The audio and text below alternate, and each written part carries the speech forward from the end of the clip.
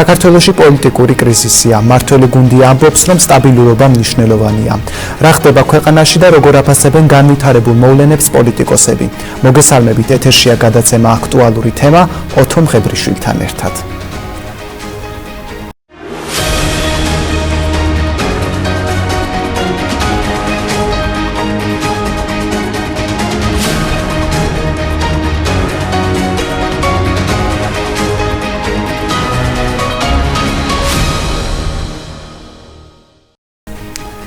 ჩვენი გადაცემის თემაა ქართული პოლიტიკის პროცესების მიმოხილვა. აქტუალური თემის სტუმარია პოლიტიკოსი, თავისუფალი საქართველოს პარტიის თავმჯდომარე კახა კუკავა. პირველ რიგში მადლობას გიხდით ბატონო კახა გადაცემაში მოგბრძანებისთვის. როგორ შეაფასებდით დღევანდელ პოლიტიკას საქართველოში, არის თუ არა ჩიხში? საღამოშვიდობის, მადლობას გიხდით პირიქით მოწვევისთვის. რა თქმა უნდა, დღეს ახლა რომელი მხრიდანაც არ უნდა შეხედო ვითარებას, ქართული პოლიტიკა ნამდვილად ჩიხშია. ის რომ ოპოზიციური პარტიები ამის შესახებ საუბრობენ, ეს გასაგებია, მაგრამ პრინციპში ხელისუფლების მომხრეებიც კი ალბათ თავისი კომენტარებით ადასტურებენ იმას, რომ ჩიხშია უბრალოდ ამაში ბრალს სხვასდებენ, თორე როდესაც ქვეყანა არის მოქცეული სრულ იზოლაციაში, როდესაც აცხადებენ, რომ ქვეყნის მოსახლეობის ნახევარი მტერი და მოღალატეა, იმიტომ რომ ისინი ამბობენ, რომ ვინც ოპოზიციას მისცა ხმა, ყველა არის მტერი და მოღალატე და ნახევარი და ზოგიერთ დიდ ქალაქში, მათ შორის დედაქალაქში ნახევარზეც მეტიც ხელისუფლების განცხადებებით გამოდის, რომ მტერი და მოღალატეა. ანუ ხელისუფლების განცხადებებიც კი რომ გავაგრძელოთ ახლა. მათი თვალსაზრისითაც კი გამოდის, რომ ეს ქვეყანა არის ჩიხში და ამას ჭირდება უბრალოდ აღიარება და განუსავლის ძიება. ზოგადად ჩიხები საქართველოში კი არა, საქართველოზე უფრო წარმატებულ და ძლიერ ქვეყნაშიც იქმნება პერიოდულად. პოლიტიკა ესეთი პროცესია, რომ არ არის ეს, რომ ახლა ერთხელ გაარემონტო და მერე თავისით სულ იქნება მუდმივად კრიზისები, ამიტომაც ცივილიზებულ სამყაროში არსებობს ამ კრიზისის განმუხტვის გზები. ოღონდ იმისთვის, რომ კრიზისი განმუხტო, კრიზისი უნდა აღიარო. და დღეს მე ვფიქრობ, ჩვენი ქვეყნის მთავარი პრობლემა არის საქართველოს ხელისუფლება, რომელიც ამბობს, რომ ისინი არაფრის განმუხტვას საჭიროდ არ თვლიან, უბრალოდ ამბობენ, რომ არის ბიძინა ივანიშვილი წმინდანი, ვინც მას უჭერს მხარს, მხოლოდ ის არის საქართველოს პატრიოტი და ყველა დანარჩენი საქართველოს მოსახლეობა არის უცხოეთის აგენტები. ეს რა თქმა უნდა არის ძალიან შორს რეალობისაგან და მეცაც ვიტყვი, ეს თვითონ მათთვის არის ჩიხში შემყვანი, იმიტომ რომ ჩვენ ყავდა წინა ხელისუფლება, რომელიც მიიჩნევდა, რომ ყველა ვისაც სააკაშვილი არ მოწონდა, რუსეთის აგენტი იყო და კი ვხედავთ ახლა სააკაშვილი თეთრი ხალათით სად არის გამოკეტილი, ყავდა შევარდნაძე, რომლის დროსაც ამ ქვეყანაში გაჩაღდა სამოქალაქო ომი და მთელი რიგი რეგიონები აოხრეს და ვიცით იმ ხელისუფლებამაც როგორ დაასრულა. არც ამ ხელისუფლებისთვის ეს არ იქნება ქვეყანას რო თავი დავადებოთ, მათთვის თვითონ არ იქნება ეს არაფრის კარგის მომტანი, ეს იქნება ძალიან ტრაგიკული დასასრული. მე პირადად გეტყვით, რომ ეს ხელისუფლება ნამდვილად არ მენანება, ეხლა ტრაგიკულად დაამთავრებს თუ არა ტრაგიკულად, მაგრამ ესე არის მოწყობილი პოლიტიკა, რომ თავრობას რომ მოხვდება მუშტი, ის მუშტი გინდა არ გინდა ქვეყანასაც ხვდება და არასტაბილურობით მე ნამდვილად არა ვარ დაინტერესებული. თქვენ არ გახსოვთ და ჩემმა თაობამ გამოიარა 90-იანი წლები და ნამდვილად არ მინდა რომ საქართველოს ისევ იმ რეალობაში დაბრუნდეს. ამიტომაც მიმაჩნია რომ თუ ხელისუფლებაში დარჩა ვინმე საერთოდ ვისაც ჭკუა მოეკითხება და რაღაცა ცოტა რაციონალურად აფასებს ვითარებას, შეიძლება სულ რამდენიმე კვირა იყოს და თვე იყოს დარჩენილი აი ამ უფრო ღრმა კრიზისამდე და ხელისუფლება უნდა ეცადოს, რომ ეს კრიზისი არ გადაიზარდოს ტრაგედიაში. ბატონო კახა, როგორ შეაფასებდით საპარლამენტო არჩევნებს ქვეყანაში? ნამდვილად მოიგო თუ არა ქართულმა ოცნებამ ეს არჩევნები? ამაზე ძალიან ბევრი დავა არის და დღეს ჩვენ ვიყურებენ ალბათ ხელისუფლების მომხრეებიც, ოპოზიციის მომხრეები. მე რა თქმა უნდა შემიძლია მარტივად ერთი წინადადებით ვთქვა, რომ კი ეს არჩევნები გაყალბდა. ოღონდ ეს არ იქნება, ასე ვთქვათ, მისაღები ხელისუფლების მომხრეებისთვის, ამიტომ ერთ-ორ არგუმენტსაც წავამატებ. ნახეთ, ოფიციალური შედეგებითაც კი ხელისუფლებამ წააგო დედაქალაქი და ზღვარზე იყო წაგებასთან ძალიან ახლოს ყველა მსხვილ ქალაქში, ქუთაისში, ბათუმში, გორშიც და ასე შემდეგ. სამაგეროდ მოიგო რაღაცა საოცრების გამო მაღალმთიანი რეგიონები და მოიგო ეთნიკური უმცირესობებით დასახლებული რეგიონები, იქნება ეს მარნეული, იქნება ეს ახალქალაქი თუ ასე შემდეგ. ვინმე არ დამაბრალოს რაიმე, აქვე ვიტყვი, რომ რა თქმა უნდა არ ვთვლი, რომ ჩვენს ეთნიკურ უმცირესობებს რაღაცა ნაკლები ხმა აქვთ და ნაკლები ხმის უფლება აქვს ჩვენ ქვეყანაში ვიდრე ეთნიკურ ქართველებს. უბრალოდ აქ მე ის კი არ მჯერა, რომ დაუშვათ თბილისში არ მოწონთ ხელისუფლება და ჩვენი აზერები და სომხები გიждდებიან ოცნებაზე. უფრო ჯანსაღი ვარაუდი არის და განსაკუთრებული ვარაუდი არის, რომ უბრალოდ იქ უფრო ადვილი არის გაყალბება. აქ თუ არის ბევრი დამკვირვებელი და აქ ასე თქვა ბევრი გაშუქება არის, იქ ეს არ შუქდება და უბრალოდ იქ გაყალბება არის უფრო ადვილი, თორე დარწმუნებული ვარ ჩვენი სომეხი და აზერბაიჯანელი თანამოქალაქეებიც დაახლოებით იგივეს ფიქრობენ დღევანდელ ხელისუფლებაზე, რასაც ჩვენ ფიქრობთ ეთნიკური ქართველები. და რაც თავი ეს ხო პირველად არ ხდება. ჩვენ გვახსოვს იგივე რომ შევარდნაძის დროსაც, სააკაშვილის დროსაც, როდესაც ჩვენ პირწმინდად მოუგეთ სააკაშვილს 2008 წელს საპრეზიდენტო არჩევნები, მარტო მარნეულით შეძლო გადაეფარა თბილისში წაგება, ხო? და არც მაშინ არ ვფიქრობდი ხა რომ აზერები სააკაშვილზე გიждდებიან. უბრალოდ რაც თბილისში ვერ გაბედეს თუ ვერ მოახერხეს თუ ვერ იკადრეს, გაბედეს მარნეულში. ამიტომაც ოფიციალური შედეგებიც კი რომ ავიღოთ ეხლა მე ასე ვთქვა თქვენ ტელემაყურებლის კოდს მაყურებელს ველაპარაკები. ზუსტად იგივე მოხდა ამ არჩევნებზე, რაც მოხდა შევარდნაძის და სააკაშვილის დროს, რომ კოდსებმა ოფიციალური, თქვენი ოფიციალური შედეგებითაც კი წააგეს თბილისი, წააგეს ქუთაისი, წააგეს ბათუმი, მოიგეს მარნეული, მოიგეს ახალქალაქი და ამით დააბალანსეს შედეგები. ეხლა ვინმეს გონია ამ ქვეყანაში, რომ თბილისელები და ქუთაისელები არიან საქართველოს პირები და საქართველოს პატრიოტები მარტო მარნეულში და ახალქალაქში ცხოვრობენ, ეს ხო ესე არ არის. ამას შეგვიძლია დავამატოთ მეორე მნიშვნელოვანი არგუმენტი, რომ ამ საარჩევნო კომისიაში სრული უმრავლესობა, ისეთი როგორც არასდროს არც ერთ ხელისუფლებას არ ქონია, ქონდა მართულ პარტიას. ეხლა ჩვეულებრივი ამბავი არის, ოთო რომ რაღაც აი ფეხბურთის მატჩი ეხლა აი უყურებთ ჩატარდა მაგალითად აი ბოლო დროინდელი ცნობილი თამაში რო გავიხსენე რომელიმე არსენალი რეალი. ეხლა წარმოიდგინეთ რომ ერთმა გუნდმა არსენალმა დანიშნა სამივე არბიტრი. სამი თამაში არის ფეხბურთის მატჩი, სამივე დანიშნა არსენალმა. და მოიგო მე 5-0 და იძახის რომ უეჭველი მოვიდეთ სამართლიანად ეხლა. უეჭვი შეგეპარებათ, ხო? ეხლა თუ ერთი გუნდი დანიშნავს სამივე საჭს, შეიძლება იმ საჭის ნამსაჯები თამაშის შედეგი არ იყოს თლად ობიექტური. ასევე არის არჩევნებიც. თუ საარჩევნო კომისიაში იქნებოდეს სხვადასხვა პარტიის წარმომადგენლები და ისინი იტყოდნენ რომ ოცნება მოიგო, გასაგებია. მაგრამ ოცნებამ თვითონ დანიშნა ცენტრალური საარჩევნო კომისია, თვითონ დანიშნა საალკო კომისია, თვითონ დანიშნა საუბნო კომისია, ახლოს არ გააკარა ოპოზიცია და ეხლა იძახის რომ აი საარჩევნო კომისიამ ხო დათვალა რომ ჩვენ მოვიგეთ. ასე ჩრდილო კორეაშიც იგებს კიმ ჩენ ილი, ლუკაშენკო საერთოდ 25 წელია იგებს არჩევნებს ბელარუსში და ასევე ალიევების დინასტია მეორე თაობა არის უკვე 30 წელია აზერბაიჯანის ხელისუფლებაშია და მაშინ იქაც სამართლიანი ყოფილა ხო არჩევნები. ამიტომაც ჩვენ შეგვიძლია არჩევნების შედეგს ვენდოთ თუ მე და შენ ერთად დავთვალეთ.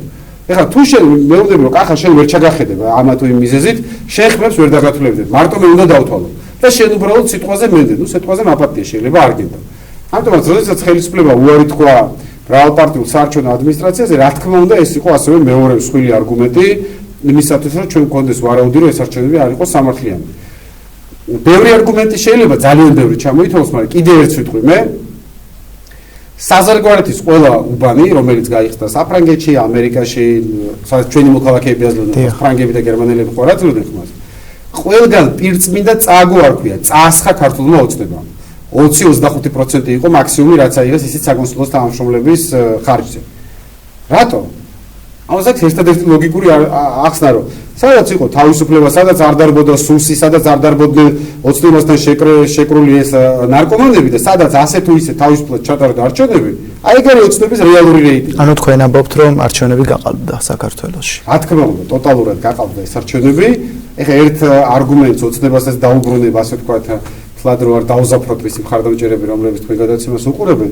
წააგო არ ნიშნავს იმას, მე არ ვამტკიცებ იმას, რომ ოცნება პირველ ადგილზე ვერ გავიდოდა რო არა თავისუფალი არჩევნები. კი, თავისუფალ არჩევნებში ოცნება ალბათ გავიდოდა პირველ ადგილზე, όμως არ იქნებოდა 50%, არც 55%, შეიძლება არც 45 არ ყოფილიყო, სადღაც იქნებოდა 30 და 40% შორის, თორე პირველ ადგილზე გავიდოდა რა თქმა უნდა. მე არ ვამბობ რომ ამ არჩევნებს ეხლა დღეს საქართველოში გვყავს ესეთი ოპოზიციური პარტია, რომელიც პირველ ადგილს აიღებდა. არა, მაგრამ ამას ხო პრინციპული მნიშვნელობა აქვს, რომ ეხლა დღეს რო აქვთ სამარცხვინო პარლამენტი, ერთ-ერთი ყველაზე სამარცხვინო ერთპარტიული პარლამენტი, ხო სოფლიოში დარჩა სულ 3-4 ქვეყანაში, ჩრდილო კორეაში, ბელარუსში, აზერბაიჯანში, საქართველოში და კიდე შეიძლება 1-2 ქვეყანა იყოს ეგეთი, ხო? რატომ უნდა შედიოდეს საქართველოს ყველაზე სამარცხვინო ქვეყნების ათეულში? ეს შედეგები მიღწეული იქნა მხოლოდ იმის ხარჯზე, რომ აი რა ტიპის არჩევნების ჩაატარა ქართულმა ოცნებამ. ბატონო კახა, დღეს დაპირისპირებას ვხედავთ ოპოზიციასა და მმართველ გუნდს შორის. თქვენი აზრით დათმობს თუ არა მმართველი გუნდი? მმართველ გუნდს არ ყოფნის იმის გონიერება, არ ყოფნის იმის შორსწრეტელობა, რომ დათმობაზე წავიდეს თავისი სურვილით. მე ვისურვებდი რომ ხელისუფლება და ამას მოუწოდებდი რომ წინა ხელისუფლებასაც გახსოვთ რომ მუდმივად ვიყავი ოპოზიციაში რომ წავიდეს ოპოზიციასთან დიალოგზე თავისით. დღეს ხელისუფლება სავარაუდოდ ძალიან ახლოს არის უკვე იმ ნაბიჯთან, როცა მას მოუწევს დათმობაზე წასვლა საერთაშორისო ზეწოლით, ამერიკული სანქციების შიშით და ხედავთ უკვე რომ როგორც ვირთხები, ისე გარბიან ქართული ოცნებიდან საკუთარი მინისტრები. ხო, არ გავადღე რომ ხან პროკურორი გაიქცა სადღაც, ხან აჭარის მთავრობის თავმჯდომარე უშიშროების მინისტრი გაიქცა და ნუ კიდე ბევრი არის ქვედა ყოფილი პრემიერი გაიქცა და ასე შემდეგ. მაგრამ მე სულაც არ მომწონს, ესეც მინდა გითხრათ რომ მე არც იმ ლიბერალურ ოპოზიციას არ თანაუგრძნობ. მე არ მომწონს, როდესაც ქვეყანაში ხელისუფლების ცვლილება ხდება, გინდა ამერიკული და გინდა სხვა ძალების საერთაშორისო სანქციებით. ეს არ არის კარგი ქვეყნისთვის. და ჩვენ ვიღაცამ სულ ერთია, როგორც რუსეთის ჩარევა და ხელების ფათური არ მოგწონს ჩვენს შიდა პოლიტიკაში, ასევე არ მომწონს მე ამერიკის და ესტონეთის და გერმანიის და ნებისმიერი ქვეყანა რო აფათურებენ ჩვენს შიდა საქმეებში ხელს. ოღონდ ხელისუფლებას უნდა იყოს გონიერება, რომ ამიტომაც თვითონ გადადგას ეს ნაბიჯი. თვითონ დანიშნოს ვადამდელი არჩევნები, თვითონ გამართოს ოპოზიციასთან დიალოგი და არა ამერიკული სანქციების შიშით. ეს არის ძალიან დიდი სირცხვილი და ეს აჩვენებს იმას, რომ ჩვენ ვართ არაცივილიზებული ერი, რაღაცა ბანანის რესპუბლიკები რო არიან ისეთი, რომ აი მე და ოთოს მე და შენ არ შეგვიძლია ერთი ეროვნების ხალხი ვართ, ერთი ქვეყნის მოქალაქეები ვართ და მე და შენ ერთმანეთს ვერ ველაპარაკებით და აუცილებლად უნდა ჩამოვიდეს ვიღაცა თეთრკანიანი გერმანელი და იმან უნდა დაგვსვას ერთმა გიდესთან. ეს ხო ნიშნავს, რომ ჩვენ ჩამორჩენილი ქვეყნის მოქალაქეები ვართ. ცოტათი ბარბაროსებიც ვართ. და აი ეს არ მომწონს მე ხელისუფლების. და ამიტომაც მიმაჩნია, რომ ხელისუფლება უნდა დაასწროს და თვითონ უნდა წავიდეს ოპოზიციასთან დიალოგზე და მოამზადოს ვადამდელი არჩევნები მანამდე, ვიდრე ამას აიძულებენ ვიღაცა უცხოელი ბიძიები. ოპოზიცია არ შევიდა საქართველოს პარლამენტში. თქვენ რას ფიქრობთ ამასთან დაკავშირებით? უნდა შესულიყო თუ არა და მიიღო თუ არა სწორი გადაწყვეტილება ოპოზიციამ? ისეთ რა პარლამენტში არ შესვლა არის რაღაცა საერთო ტაქტიკის ნაწილი. არავისთვის საიდუმლო არ არის, რომ ეგრეთ წოდებული ბარიერ გადალახული 4 პარტია, ნუ ყოველ შემთხვევაში ამ 4-დან 3 ეს არის პირდაპირ მართული ამერიკის საელჩოდან და ნუ ევროკავშირიდან, ხო, არც მალავენ, არც ერთი მხარე მალავს, არც მეორე მხარე მალავს. ნუ ამიტომაც გასაგებია, რომ რა დირექტივაც მიიღეს, ის დირექტივა შეასრულეს. და იმ ლოგიკიდან გამომდინარე, რა სტრატეგიასაც ისინი მართავენ, რომ გარე სანქციებით, საერთაშორისო სანქციებით მოაქციონ იზოლაციაში ივანიშვილის რეჟიმი და ამ გზით აიძულონ დათმობაზე წასვლა, კი რა თქმა უნდა ეს იყო სწორი ნაბიჯი, იმიტომ რომ რეჟიმის delegitimatsiისთვის ერთპარტიული პარლამენტი არის სწორი. ეხლა თუ შევხედავთ სახელმწიფოებრივი თვალსაზრისით, მე მიჭირს რომ ამაზე სწორი და ერთმნიშვნელოვანი პასუხი გითხრათ, იმიტომ რომ ზოგადად რა თქმა უნდა სწორია პარლამენტში შესვლა, ოპოზიცია პარლამენტში უნდა შევიდეს. თუ იმ პარლამენტში რაღაცა ოდნავ მაინც არის მართლა პარლამენტს გავს. ეხლა წულუკიანს რომ უყურებთ თქვენ რომ არის ამ პარლამენტის უმრავლესობა და რა სიტყვებითაც ლაპარაკობს ორღობის დედაკაცის ენაზე იწყება ყოველ დილით. და რო გვიჩვენებენ რომ ოპოზიციის ლიდერი არის ამ ქვეყანაში სოზარ სუბარი. სოზარ სუბარს ქვია, ეხლა რა ვიცი ამ პარლამენტში ეს პარლამენტი უბრალოდ ცირკია. მიჭირს ამაზე ერთის მხრივ სწორია რომ ოპოზიცია რა თქმა უნდა იყოს საკანონმდებლო ორგანოში, მაგრამ მეორეს მხრივ რასაც ჩვენ ყოველდღე უყურებთ რომ ღუდუშაური და რა ვიღაცა გამოდიან ადამიანები, რომლებიც საერთოდ ეჭვი შეგეპარება ხანდახან რომ homo sapiens-ის იქიდან არიან, ჯიშიდან არიან, ძალიან გავს საქართველოს პარლამენტი საცირკო წარმოდგენას. ნუ არ ვიცი ხა, ნუ სადაც ყავლაშვილი არის პრეზიდენტი, რატომ უნდა გაგიკვირდეს სადმე ვინმე რამე რო არის, მაგრამ სოზარ სუბარი არის ოპოზიციის ლიდერი.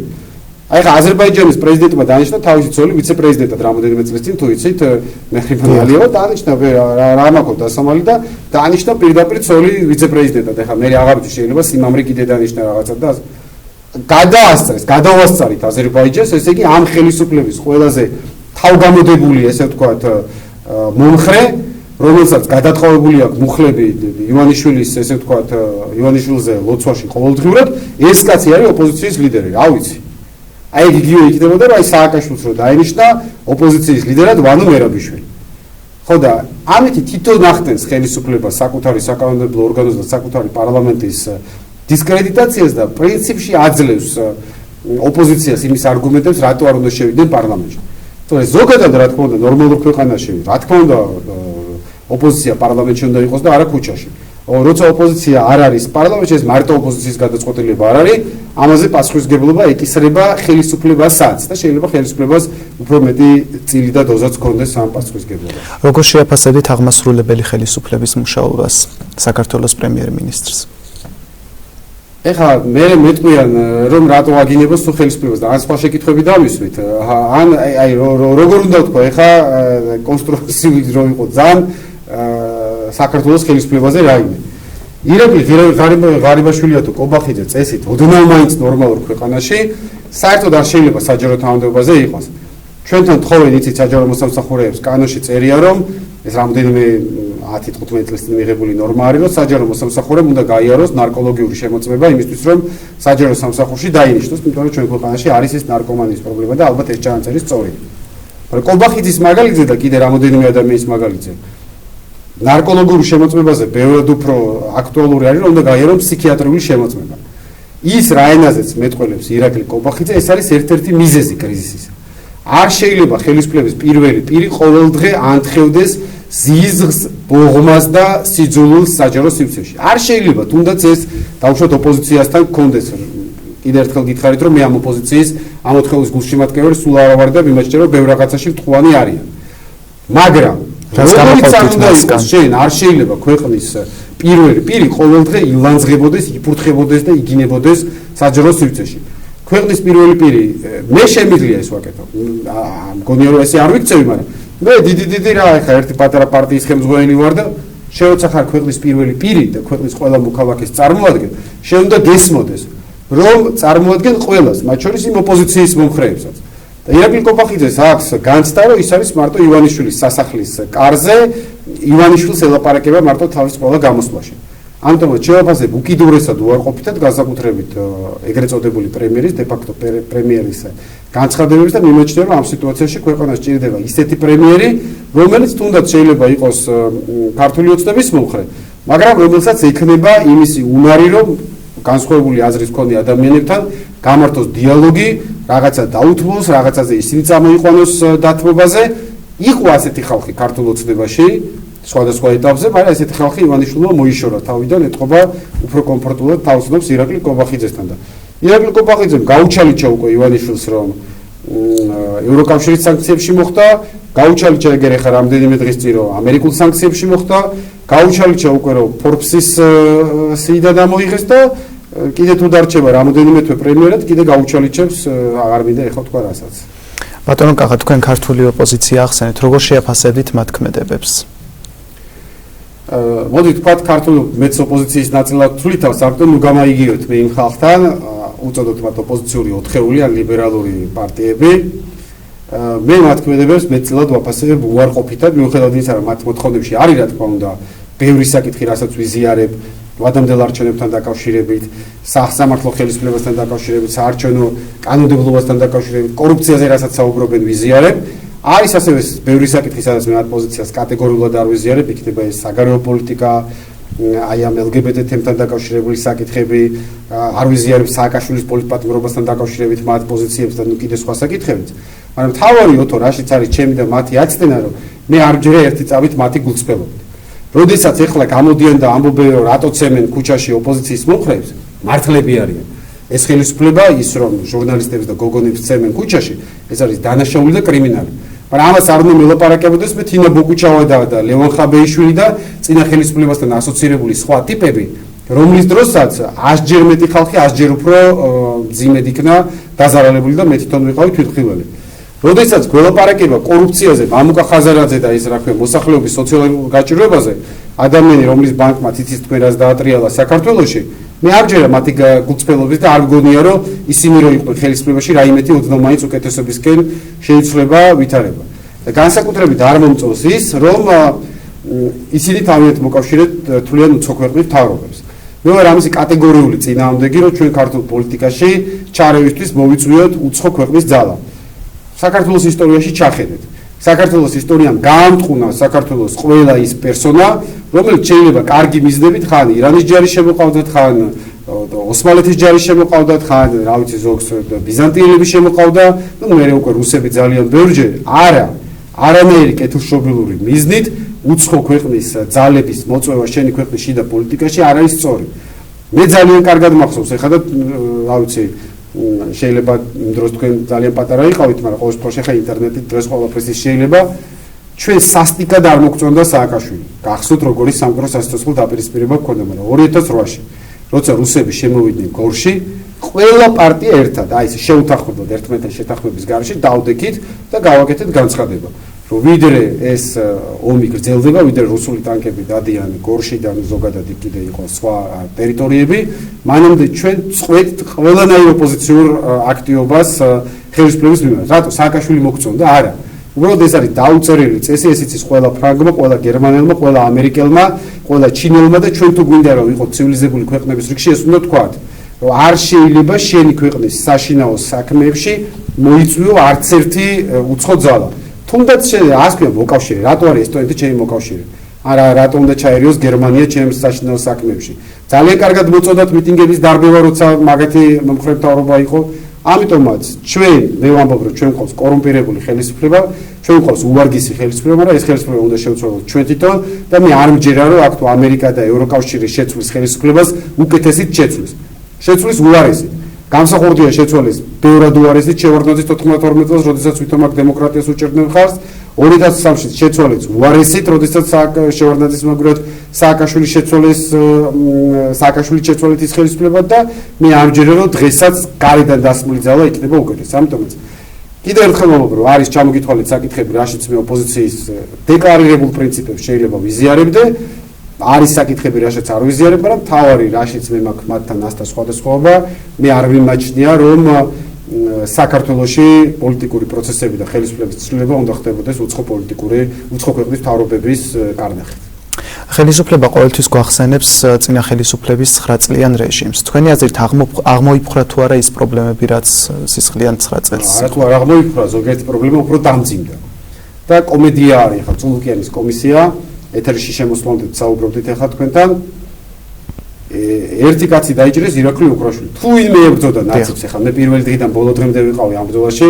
როგორ შეაფასებთ ის დაჭერას? ბარიერი არ ჩემი თანამოაზრე არ არის, საერთოდ კაი ურთიერთობაც არ ქონდა ბოლოს კარგა ხანი, მაგრამ ახლა სიმართლეა, ხო? თუ ვინმე ებრძოდა იმ სააკაშვილის რეჟიმს და თუ ვინმე საკუთარ თავზე და საკუთარ ოჯახზე იწუნია და შესწირა ეს ყველაფერი იმ რეჟიმთან ბრძოლას, ერთ-ერთი პირველი იყო უკრაშვილი. და ვითომ ეს მასხარები, ეს კოლონიები, წულუკიანის კომისია იმას იმ ხელისუფლებას ებრძვიან და უკრაშვილი დაიჭირეს. არაფერს არ ვამბობ იმაზე, რომ ყველა პირველიდან ბოლო კაცამდე ამ კომისიაში არის ნაცჩინოვნიკები. თერგის შარმანაშვილი დააკლიკეთ პარლამენტის გვერდზე, მე შევედი, მე ვფიქრე ხوار მალავს მეთქე. დააჭირეთ თერგის შარმანაშვილი, ამოგიგდებთ. ეკავა ნაციონალური მოძრაობის დროს იყო ცენტრალურ საარჩევნო კომისიაში, იყო საქალაქო სასამართლოში და მაღალ თანამდებობებზე, ელჩი იყო ბოლოს სომხეთში. ანალოგიურად სულ ყველა. ერთი ოპოზიციონერი ხო შეიძლება რომ წამლად შეიყვანათ იქ, ვინც სააკაშვილის დროს ოპოზიციაში იყო. გახარიან რომ შეახსენა სოზარ სუბარს და ენარო დაება. და ეგრე არის ხო, სააკაშვილის დროს არიკავებდა ომბუდსმენის თანამდებობას მის ხელისუფლებაში და ეხლა რომ იძახია რომ რაღაცებში ოპოზიციონერი იყო. აბსოლუტურად სწორად გაახსენა 2008 წლის 5 იანვარს. როდესაც 200,000 კაცი ვიდექით იპოდრომზე და ვაპროტესტებდით სააკაშვილის ყალბებულ არჩევნებს, სოზარ სუბარი სულ კუდის ქნევით და კუდის ქიცინით მივიდა ერთადერთი ადამიანი იყო, ვინც სააკაშვილს მიულოცა გაყალბებული არჩევნები. რატო? მე ხარ არ დამინახია მწვანე პარკებით ჩავდეს თუ არა ფული ჯიბეში სოზარ სუბარს, მაგრამ ეხა ლოგიკურად ხო უნდა იფიქრო, თუ კაცი ოპოზიციონერი ხარ, რას ულოცავ გაყალბებულ არჩევნებს? როგორც იტყვიან ახლა იურისპრუდენციის ეპოზე, კი გაყალბებული დასაბუთებული ეჭვი მაქვს, რომ ის გაყალბებული არჩევნები სოზარ სუბარმა საკმაოდ სხვილი კუპიურების ფასად შეიძლება მიელოცა. სხვა არგუმენტს ვერ ხედავ, თორემ მტკიცებულება არ არის. თვლით თუ არა რომ საქართველოს მესამე პრეზიდენტი არის პოლიტპატიმარი? ისი პოლიტპატიმარი არის საქართველოს მესამე პრეზიდენტი არის კრიმინალი, რომელიც იქ არის, სადაც თვითონ დაიმსახურა და რომელიც თვითონ გაიჩალიჩა და ეხლა უბრალოდ რაღაცა მესმის რომ ბევრი ხალხი ყავს მომხრე. ნუ ამ ხალხს ცოტათი პატივს ცემს, სააკაშვილოს არ ცემ პატივს, მაგრამ ეხლა ის ხალხი ვისაც დღესაც უყვარს და ასე ვთქვათ ამ გაჭირვებაშიც არ მიატოვეს ეს თავისი ლიდერი, კი ბატონო, მაგრამ ეხლა მოგეხსენებათ სიყვარული ბრმა არისო, ეხლა ამბობენ ასე და რა უყო, როგორ არის ადამიანი პოლიტპატიმარი, ჰიტლერს რაც არ ჩაუდენია და რა ვიცი, დიქტატორების მეტი რა ახსოვს სოფლიოს, ვინც ხალხს ხოცავდა. მასობრივი გაუპატიურების ინდუსტრია ქონდა ციხეში. ეს ფაქტი არის დადასტურებული, ვიდეოზე არის გადაღებული და ნახევარ საქართველოს დანახიან. რა ვიცი, როგორ უნდა თქვა ხა ამ ადამიანზე, რომ ციხეში არ უნდა იყოს.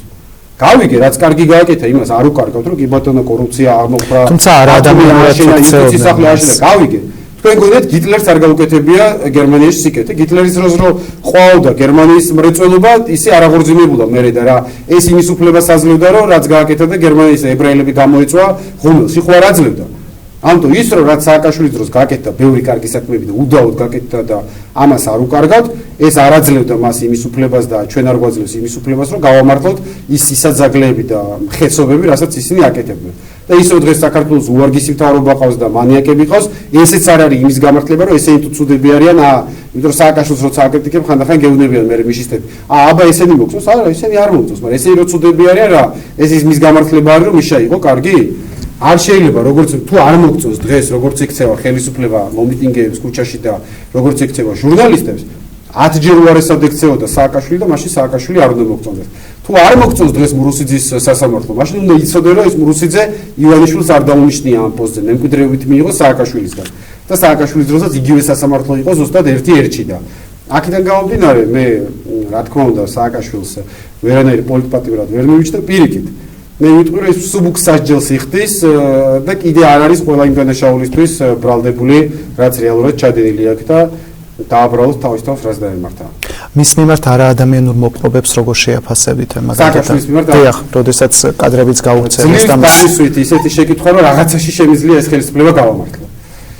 სააკაშვილის მიმართ არაადამიანური მოპყრობა კი არ არის. სააკაშვილი რეალურად ციხეში არ ზის 5 ვარსკვლავიან ლუქსში და მსოფლიოში არ არსებობს ეგეთი პატიმარი, რომელსაც ეგრე ჰუმანურად ექცეოდნენ როგორც სააკაშვილი.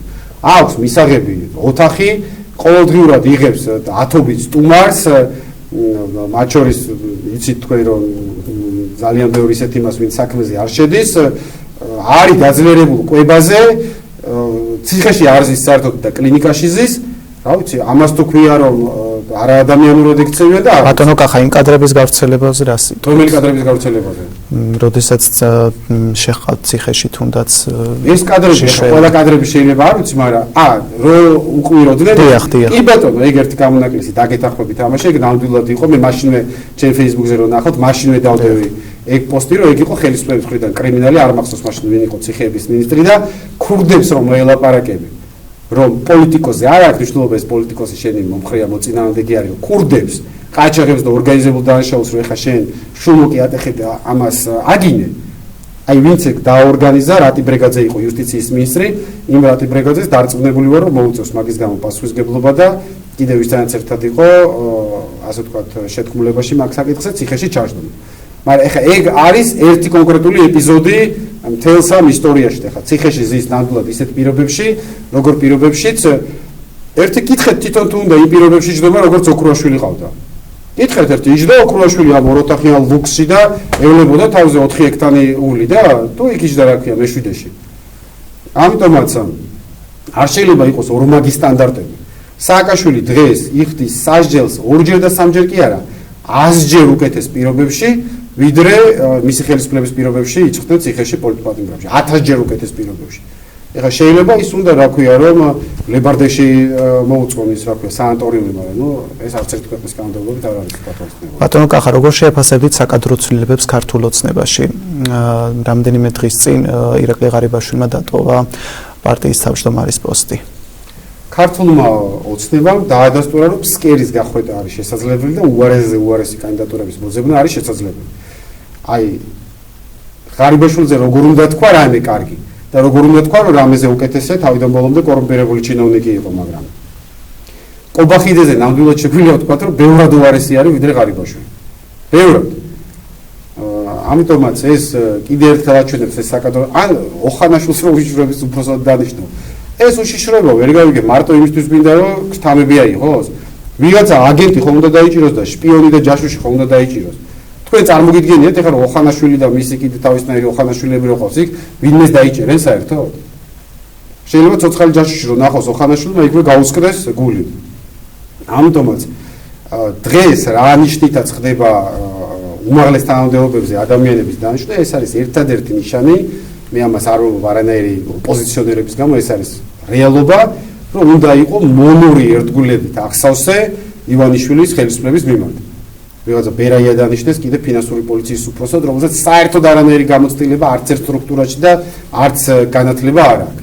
უბრალოდ მთელი წლების განმავლობაში მახსოვრო თავი ივანიშვილის მიმართ მონური ერთგულები და მეტი რა გინდათ ადამიანი რომელსაც სამსახურში არ აიყვანს არც ერთი ბანკი თქვენ ტელევიზიაში რომ მოვიდეს აუცილებლად რომ ნახავთ მის CV-ს სამსახურში არ მიიღებთ არც ერთ დაავადებაზე ესეთი ადამიანი გახდა საქართველოს პრეზიდენტი რა ვიცი აი რატო უნდა ვიყოთ ჩვენ 91 წელს ყავდა პრეზიდენტი რომელზეც შეგვეძლოთ გვეთქვა რომ სოფლიოში ერთ-ერთი ყველაზე თუ არა ერთ-ერთი ყველაზე განათლებული ერთ-ერთი ყველაზე ინტელიგენტი და ერთ-ერთი ყველაზე უფრო ასე ვთქვათ გამოსაჩენი ადამიანი იყო სოფლიოს ყველა 200 ქვეყნის პრეზიდენტს შორის და დღეს სოფლიოს 200 ქვეყნის პრეზიდენტს შორის ყავს ერთ-ერთი ყველაზე სამარცხვინო უზრდელი და განათლებელი ივანიშვილის დამსახურება ბატონო კახა რატომ წავიდა ირაკლი ღარიბაშვილი პოლიტიკიდან და რატომ გადავიდა კერძო სექტორში წავიდა ლილუაშვილი იგივე მიზეზის გამო გეტყვით ანონს და რა დღეებში ძალიან მალე დატოვებს პოსტს გომელაურიც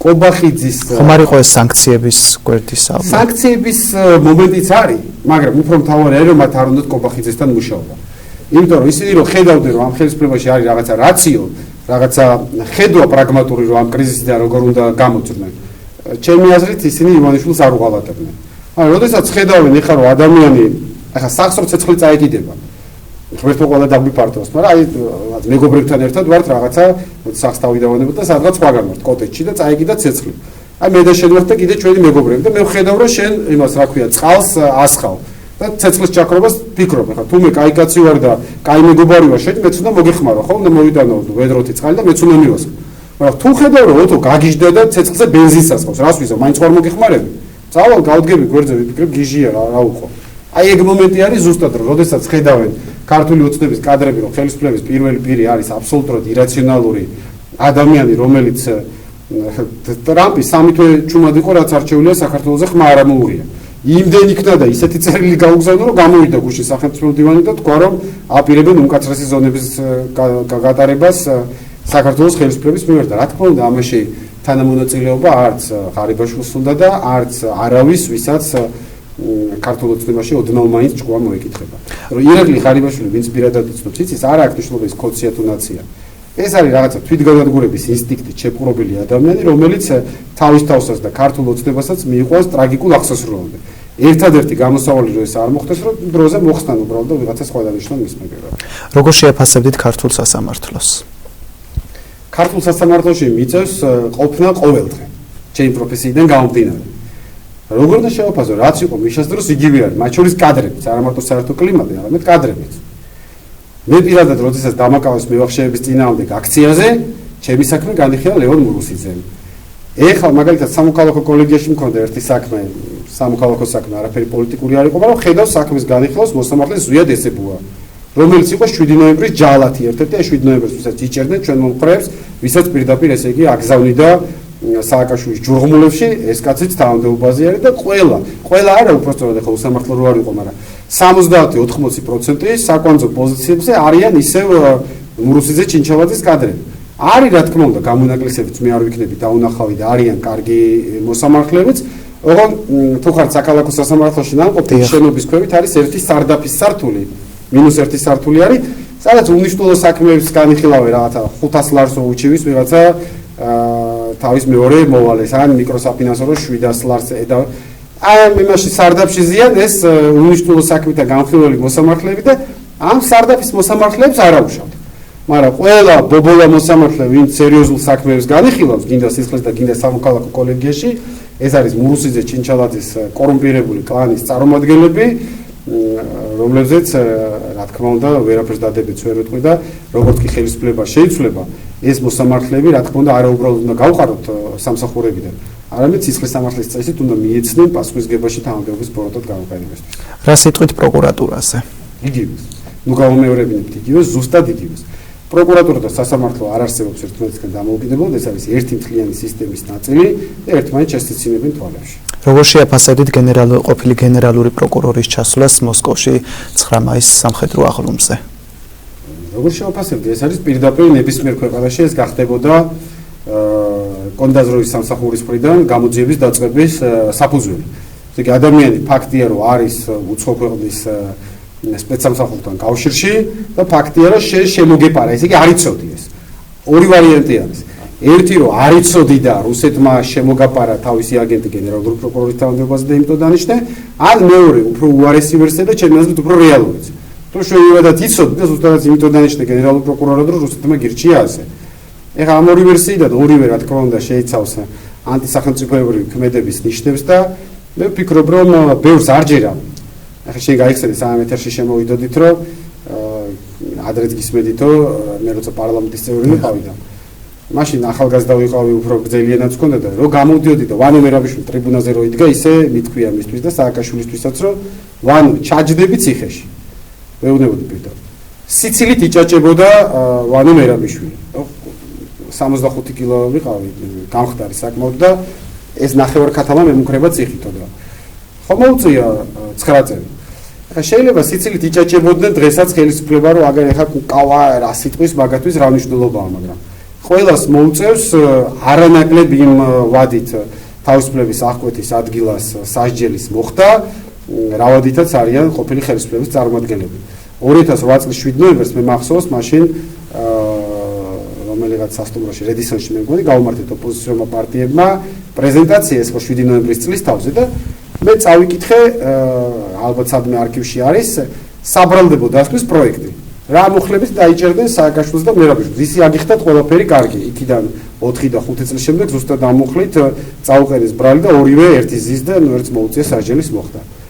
რაც არ უნდა იცინოს ამ ხელისუფლებამ შემიძლია დღესაც უთხრა მუხლები, რა მუხლით ჩაჯდება ციხეში კობახიძე, რა მუხლით ჩაჯდება ციხეში წულუკიანი, რა მუხლით ჩაჯდება ციხეში ძალოვანი სტრუქტურების ხელმძღვანელი. ქართული გამოთქმა ჩემი ხო არ არის, ჩვენი მამაპაპის მოგონილია. სამართალი ურმით დადის, ანუ მოვა სამართალი უფრო გვიან ალბათ ვიდრე ჩვენ გვინდა. მაგრამ ყველას მოუწევს პასუხისგება. და ნუ დააბრალებენ დღეს რომ სააკაშვილი წუწუნებს რომ აიმე ციხეში ზიჯდა თურმე პოლიტპატიმარი ყოფილა. ვაფრთხილებდით არ გაიგონა. ამიტომ კონცეფციის ლიდერებსაც მოუწევთ აუცილებლად ეს დღე, რომ ისინი აუცილებლად მოხვდებიან თავისუფლების აღკვეთის ადგილებში და მე გვიან იქნება წუწუნი. თუნდაც ეხლა აგერ უსმინოთ თქვენს გადაცემას და გადადგან ნაბიჯები, წავიდნენ კომპრომისზე და არიდონ ქვეყანას სამოქალაქო დაპირისპირება და ამის საფასური შეიძლება იყოს მათი პირადი ამნისტია და ეხლა თუ ისე მოიქცევიან როგორც ნაცები იქცეოდნენ, რა თქმა უნდა რომ იგივე იქნება მათი სასჯელიც როგორც არის ნაცების სასჯელი. თქვენ რას ფიქრობთ, კარგავს თუ არა რეიტინგს ქართული ოცნება ხალხში? კარგავს რა თქმა უნდა, კიდევ ერთხელ ვამბობ, ეს არ ნიშნავს რომ საერთოდ რეიტინგი არის ქართულ ოცნებას ყავს თავისი მომხრეებით და ისიც უნდა თქვა რომ მას რამოდენიმე საკითხი სწორად გადაწყვეტა, ალბათ ერთ-ერთი ყველაზე სწორი გადაწყვეტა რა პოზიციაც მას ერჩიეს ის იყო ალბათ დამოკიდებულება უკრაინის მოვლენებთან, რომელსაც პირველი დღიდან მხარს უჭერდი. ამიტომ რაღაცეების ხარჯზე მათ თავიანთი მომხრეები ყავს, თუმცა ეს ძალიან შორს არის იმ მაჩვენებლისგან, რომელი მაჩვენებლიც აჩვენეს უკანასკნელ არჩევნებზე 54 დაიწერა ეს ყველას თუ 55. ამისგან ძალიან შორს არის. ამიტომ თუ არჩევნებს ეხლავე დანიშნავენ, შეიძლება ის 30% აიღონ, რომელიც რეალურად დავა. თუ მოხდა მოვლენების განვითარება ისეთივე სცენარით, როგორც 2003 წელს, ანუ ჯერ ხელისუფლება შეიცვალა და მერე ჩატარდა არჩევნები, მაშინ სავარაუდოდ საერთოდ ვერ გადალახავენ ბარიერს. როგორ შეაფასებთ უცხოური აგენტის კანონს, რომელიც საქართველოს პარლამენტმა მიიღო? უცხოური აგენტების კანონი არის შინაარსობრივად სწორი. ყოველთვის აქვს კანონს კიდე თავისი კონტექსტი, როდის იღებ, რატო იღებ, როდის აღასრულებ, როგორ აღასრულებ. რა ბაია პატარაია ადრე არისო უცხოეთის აგენტი? მე რო გამოდიოდი და ვამბობდი რომ სამარცხვინო არის ბაია პატარაია პროკურატურაში ტრენინგებს რო ატარებს მეთქე. მაშინ რატო არ თვლიდე რომ უცხოეთის აგენტი იყო? იმიტომ რომ მაშინ ბიზნეს არ აკრიტიკებდა და ბიზნესა რო გააკრიტიკა, მერე გახდა უცხოეთის აგენტი. ეს კონტექსტი რა თქმა უნდა არის ცალსახად პოლიტიკურად მიკერძოებელი. თვითონ კანონში ბუკვალურად და სიტყვასიტყვით რა წერია, სწორია, რა თქმა უნდა, რაც უნდა ამას ლაპარაკი. კანონში წერია რომ მიიღებ უცხოეთიდან ფულს, ამერიკიდან რო ჩაგირიცხავენ $5 მილიონ უნდა მოახდინო მისი დეკლარირება. რა არის ამაში საპრობლემო? ადექიდან მოახდინე. თუ იღებ.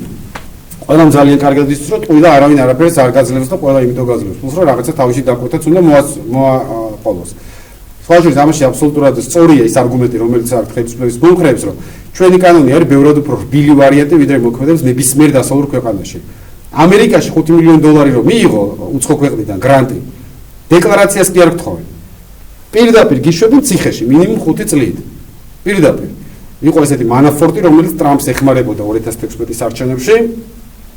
დაუჭირა FBR-მა ინფორმაცია, რომ უკრაინიდან ჰქონდა ჩარიცხვა და რეალურად ტრამპაც ვერ დაიცვა. ჩასვეს კაცი რეალურ სასჯელზე გაუშვეს. და აქ ჩვენთან ციხეზე არავინ არ ლაპარაკობს, ლაპარაკი არის იმაზე, რომ დეკლარაციები უნდა წარადგინოს საგადასახადოში და აბსოლუტურად სწორი მოთხოვნაა. თუმცა კიდევ ერთხელ ვამბობ, პოლიტიკური კონტექსტი რა თქმა უნდა მიკერძოებული იყო. ბატონო კახა, თქვენ დროებითი საგამოძიებო კომისია ახსენეთ, რას ემსახურება ეს დღეს? საზოგადოების ნაწილი თulis არაფერს არ ემსახურება, საზოგადოების ნაწილი რომელიც თulis რომ სამართლიანობის აღდგენას ემსახურება, მე მგონი ისინი მალე გამოფხიზდებიან.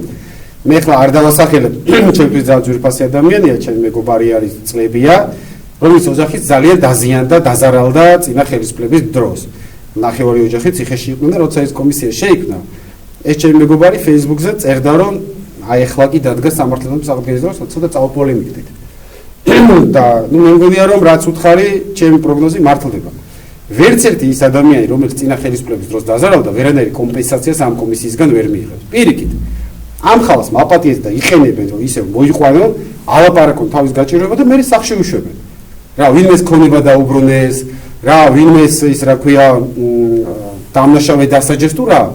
აგერ ვალერი გელოშვილმა ერთადერთმა ადამიანმა ადგა და გაბედა და თქვა კი მერე აქ რომ ალაპარაკებთ ამ ყველაფერსო და თან სასამართლო რომ აქვს ეხა თქვენ ხელისუფლებასთან რომ მიშამროთ სამართლო იმქონებაზეო ესო რამეერად არისო სამართლიანობის აღდგენა კი გახსოვთ წულუკიანს დაებაინა მაგაზე მის დაბარებებს როგორ შეაფასებთ წულუკიანის მის დაბარებებს წულუკიანის დაბარებებს როდესაც იბარებს წინა ხელისუფლებას არ არის წულუკიანი სერიოზულად ვერ აღიქვამთ ჩემი აზრით სახელს უტეხავს ამ კომისიას ეს კომისია შესაქმნელი იყო რა თქმა უნდა ბევრად უფრო ადრე და ამ კომისიას უნდა ხელმძღვანელობდეს ჯერ ერთი ისეთი ადამიანი რომელსაც დაიჯერება რომ მართლა სააკაშვილის წინააღმდეგ ნაბრძოლია და წულუკიანი თვითონ იყო კუდიკუძე გადაფსკვილი ქონდა სააკაშვილის რეჟიმთან და მეორე რომელიც იქნება იურისტი წულუკიანი არ არის იურისტი რომელიც ამ პროცესს წარმართავს როგორც სამართლებრივი პროცესი.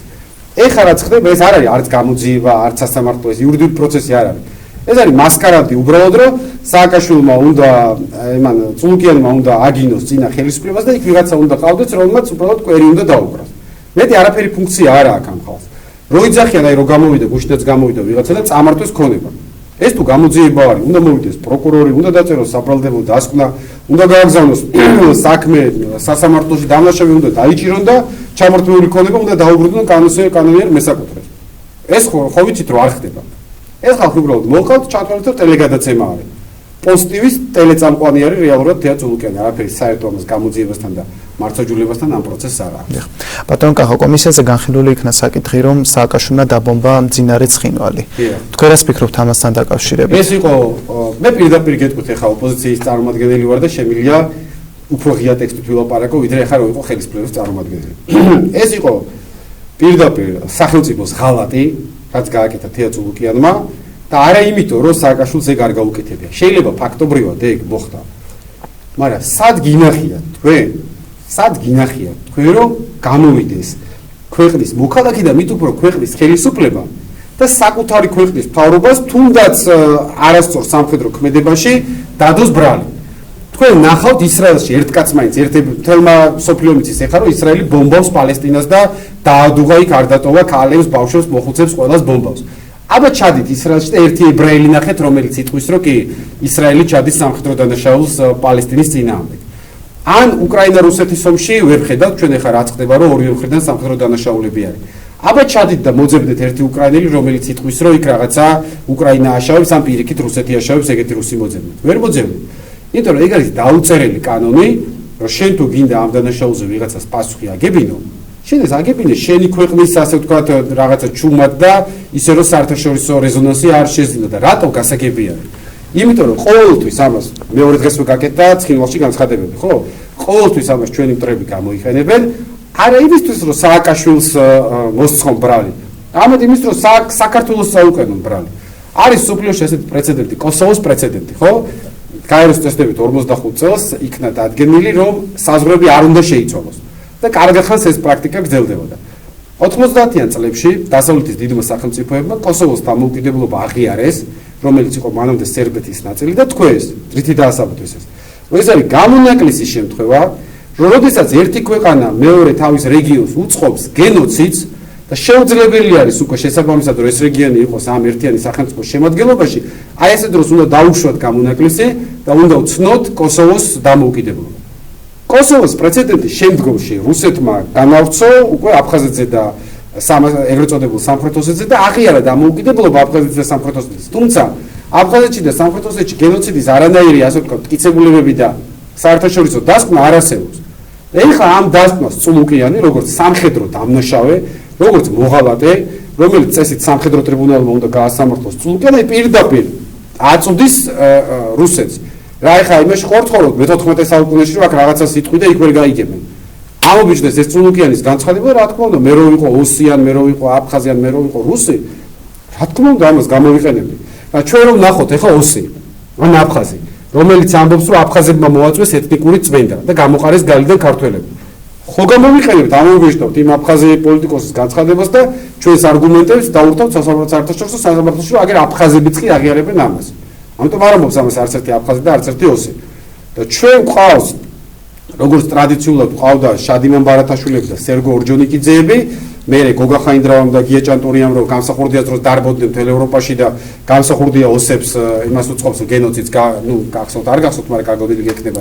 ეგ პერიპეტიები, აი ასეთივე მოღალატე, ამას სხვა სახელი არ ქვია, მოღალატე არის რა თქმა უნდა დღევანდელი ხელისუფლება ყოველ შემთხვევაში მისი ის ნაწილი, რომელიც აი ამ პროცესში მონაწილეობს, პირდაპირ გენერლები ამბობდნენ, მაშინ თავს ცდილობდნენ რომ აერიდებინათ ამ შეკითხვაზე პასუხი. და პირდაპირ წულუკიანი ეუბნებოდა რომ არა, თქვი რომ ძინარე ოსებს გაუხსენეთ ცეცხლი. რუსეთმა ვერ დაადასტურა ეს. თქვენ იცით რომ თავის დროს გაუხსნა თუ არა საქართველოს ნამდვილად ცეცხლი. როგორ შეაფასებდით ოპოზიციის მოვლენებს? სინამდვილეში რაც მოხდა. მაგრამ მე როგორც საქართველოს მოქალაქე და როგორც ქართველი პოლიტიკოსი, რადგან მეკითხებდით საჯარო სივრცეში, პასუხობ საჯარო სივრცეში. არ ვიცი. ისე ყველამ ვიცით რა თქმა უნდა. იმიტომ რომ არ შეიძლება საქართველოს მოქალაქე მილაპარაკოს ამაზე, თუ არა ხარ ქვეყნის გამყიდველი. სააკაშვილის დაჭირა თუ გინდა შენ მილიონი დანაშაული აქვს სააკაშვილს რაღაც ხინვალის დაბომბვაზე იმაშვები 7 ნოემბერს არიძიებ 26 მაისს არიძიებ უამრავი ადამიანის ყოლობას არიძიებ ზურაბ ჟვანიას საქმეს რომელზეც ამდენ სტრლიკინებდი ოპოზიციაში არიძიებ და მაინც და მაინც ცხინვალის დაბომბვაზე გინდა გაასამართლო რატო თუ მოღალატე არა ხარ თუ გამყიდველი არა ხარ და თუ ქვეყნის აგენტი არა ხარ გამაგებინე რა სააკაშვილს ჩადენილია 200 დანაშაული და ადექი და აგებინე პასუხი რაღაც ხინვალის დაბომბვაზე ასამართლებ იმიტომ რომ ხარ ქვეყნის გამყიდველი და ეხა ნანახი გვაქვს 91 წელს. როდესაც სვიად გამსახურდიას ბრალდებდნენ რომ გენოციდი მოუწყო იმას ოსებს. ვინც ლაპარაკობდა, მაშინ ზოგიერთი იგივე ადამიანი დღეს ცოცხალია და ამ კომისიასაც აძლევს ჩვენ. კი ბატონო, ჩვენს ეთერში რეკლამის დროა, რამდენიმე წუთში დაბრუნდებით პირდაპირ ეთერში.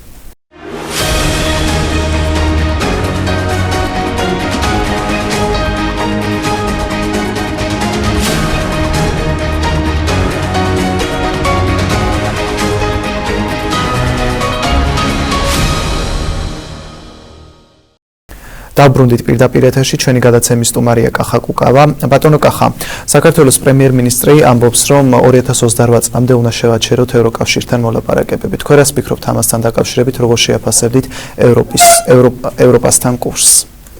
ესეც არის ისეთი ტიპის განცხადება, რომელშიც არის რაღაცა მე საგარეო საკითხებში თქვი, რომ რაღაც პოზიციებს ვიზიარებ ხელისუფლებისას. თუმცა საბოლოო ჯამში მე ვფიქრობ, რომ ეს განცხადება რა თქმა უნდა იყო ისევ აი თვითგანადგურების ინსტინქტი, რომ თქვი ამ ინსტინქტიდან ნაწარმოები. მე ვიზიარებ იმ ნაწილში ხელისუფლების ასე ვთქვათ პოზიციას, რომ ევროკავშირში ჩვენი გაწევრიანება არის არარეალისტური. თვითონაც იტყუებდნენ და ატყუებდნენ ამ ქვეყნის მოსახლეობას 10 წლის მანძილზე, როცა ამბობდნენ, რომ აი ევროპაში მივიღებ. ყველამ ძალიან კარგად იცის, ინგლისური თუ იცი, ფრანგული თუ იცი, გერმანული ენა თუ იცი და თუ შეგიძლია რომ რომელიმე ენაზე მაინც წაიკითხო ნებისმიერი ევროპული გამოცემა ან უყურო ევროპულ არხს და ზოგიერთი ევრონიუსი რუსულადაც არის ხელმისაწვდომი. აი ძალიან ოსტატიას რო წაიკითხავ მიხვდები, რომ არავინ რა თქმა უნდა ევროპაში სერიოზულად არც ევროკავშირში და არც ნატოში გაწევრიანებაზე საქართველოს სერიოზულად არ ვსჯელობს. ტყუილია ეს არის 20 მიზეზი რა არის? ძალიან ბევრი მიზეზი არის, ერთ-ერთი ყველაზე სერიოზული მიზეზი თქვა მაკრონმა. საქართველოს გეოგრაფიულად არის ევროპიდან შორს. თავის დროზე ნაპოლეონმა თქვა ეგ რომ იმისთვის რომ იცოდეს შენი ქვეყნის საგარეო პოლიტიკა, ჯერ უნდა იცოდეს შენი ქვეყნის გეოგრაფია და ეხლა ჩვენ ქართულ პოლიტიკოსებს ზოგ რუკაზე არ აქვს საქართველოს სადა მიგონი ნანახი და გეოგრაფია მარტო ასე იციან რომ თბილისის აეროპორტიდან ჩაფრინდებიან ფრანკფურტის რუკაზე დახედით და მიხვდებით რომ რა ხდება საქართველოსა და ევროპას შორის და რომ თურქეთზე ადრე საქართველოს იქ არავინ არ მიიღებს.